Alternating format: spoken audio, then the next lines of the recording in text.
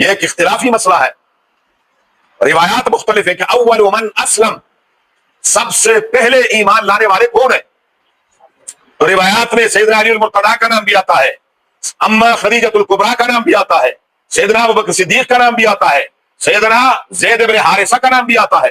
چاروں روایات ٹھیک ہے، چاروں روایات ٹھیک ہے۔ جمع یوں کریں گے، عورتوں میں سب سے پہلے ایمان لانے والی ہماری ماں اما خدیجہ، بڑوں میں سب سے پہلے ایمان لانے والے ابوبکر صدیق، بچوں میں سب سے پہلے ایمان لانے والے سیدنا علی المرتضیٰ، کیونکہ ان کی عمر اس وقت صرف 10 سال تھی۔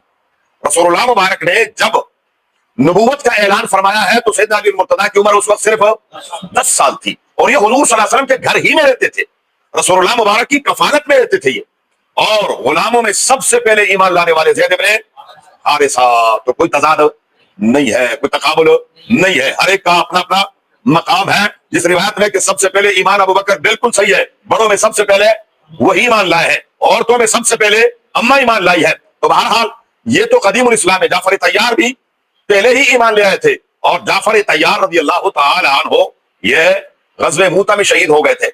غزوہ موتہ میں ان کے ہاتھ میں جھنڈا تھا، 3 صحابہ یہ کہ بعد دیگرے شہید ہوئے وہاں، عبداللہ بن رواحہ، زید بن حارثہ اور حضرت جعفر طیار، تینوں جلیل القدر صحابہ ہیں غزوہ موتہ میں۔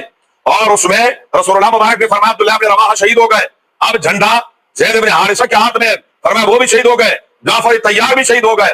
اور جعفر طیار کو طیار اس لیے کہتے ہیں کہ دشمن بدبختوں نے ان کا ایک ہاتھ شہید کر دیا، فوراً انہوں نے علم جو جھنڈا تھا اسلام کا وہ بائیں ہاتھ میں ادھر سے، تو انہوں نے فوراً دونوں، رسول اللہ مبارک نے فرمایا میں دیکھ رہا ہوں جنت میں حضرت جعفر کو اللہ نے پر لگا دیے، وہ پروں کے ساتھ کیا کر رہے ہیں؟